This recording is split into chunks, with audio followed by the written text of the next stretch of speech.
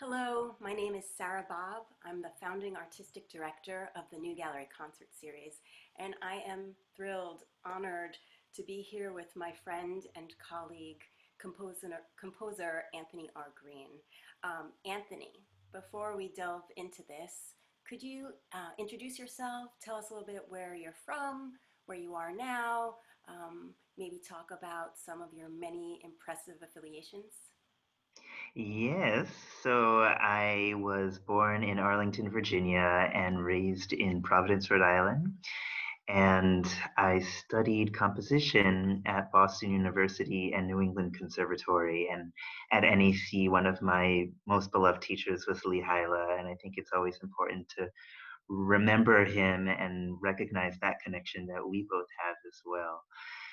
Um, and I moved to Europe in 2013, and I'm currently in the Netherlands right now. But I'm also a postgraduate fellowship at the Graduiertenschule, the graduate school of the Berlin University of the Arts. And in 2013, the same year that I moved to Europe, I started Castle of Our Skins with my friend Ashley Gordon. Yay, Ashley. Um, So I'm going to embarrass you for a second, or hopefully not.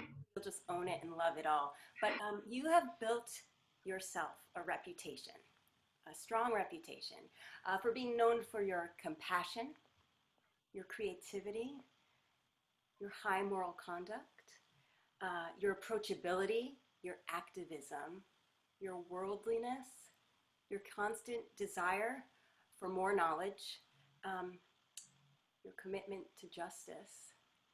Uh, Tell me, correct me if I'm wrong, but it seems that through music, you are able to tap into all these many wonderful facets about yourself and more. Um, how? Why? And is that what drew you to composition, or did that evolve? Mm. These are all wonderful, wonderful questions. Firstly, thank you so much. I'm not sure if I can live up to all of that, but I certainly try to as much as I physically and emotionally and mentally and spiritually can.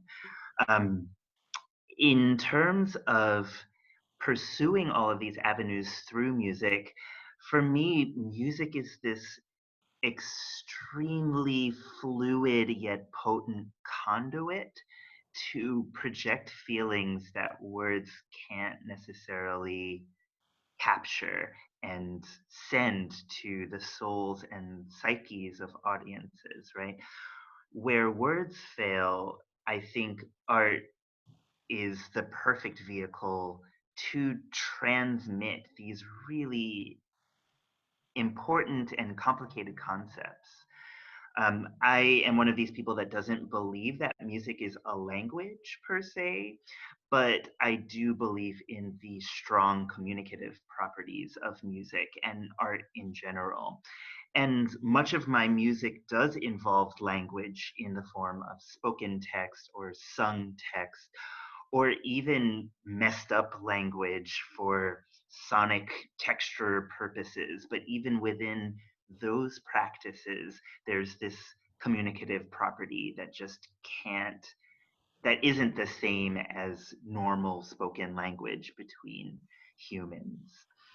And when I started composition, I was a child. So for me, composition really started as a gift for my friends. Mm-hmm. Oh, Yeah, I attended the Apple Hill Chamber Music Camp, and some of my first pieces were just me wanting to hang out with my friends and make music together.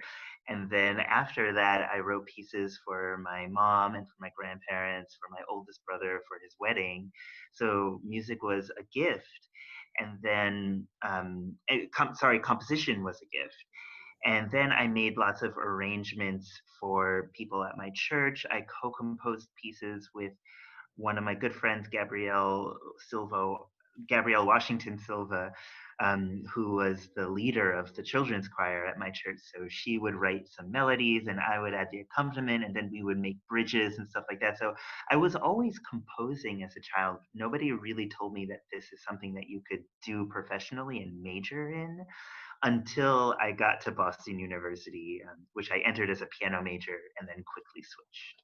And it sounds like, actually, without maybe you realizing it, at least up front, that your composition was also, or your composing was also driven by your sense of community and your sense of relationships. I mean, the idea of gifts and your church.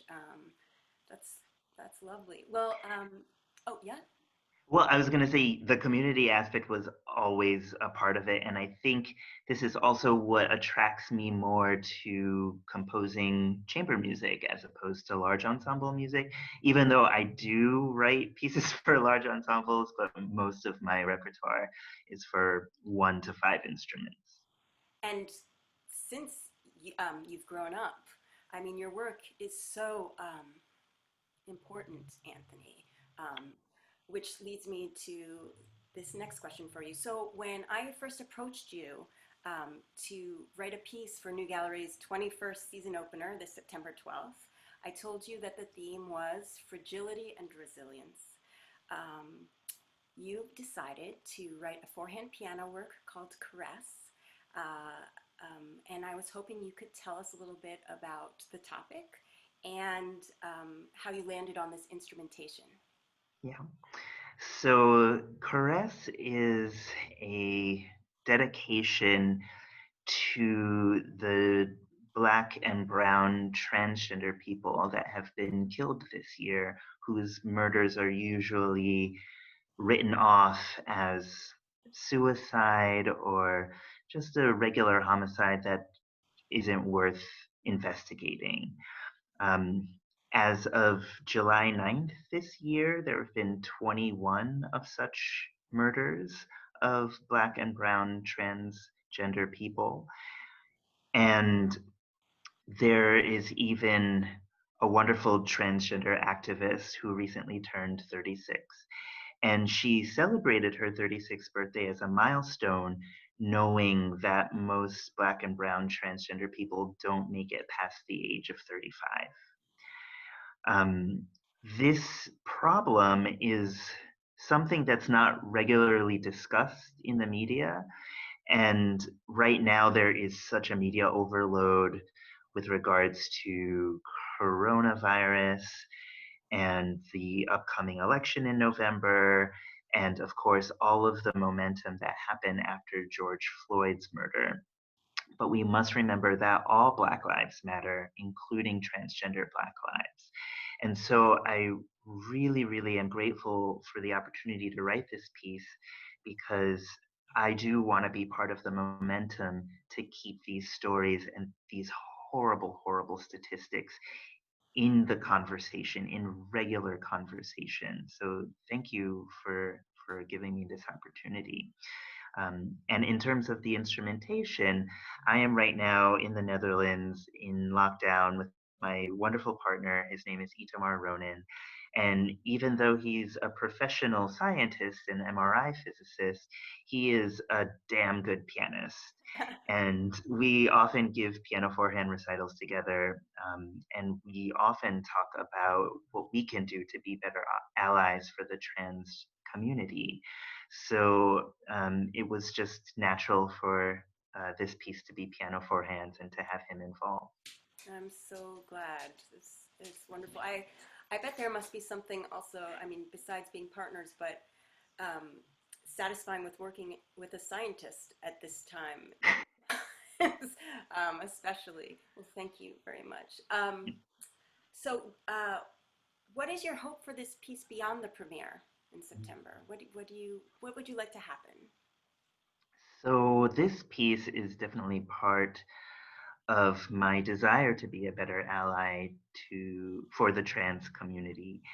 And I would love other people who are willing or have a desire to increase their allyship to either share this piece or if they're pianists to perform this piece.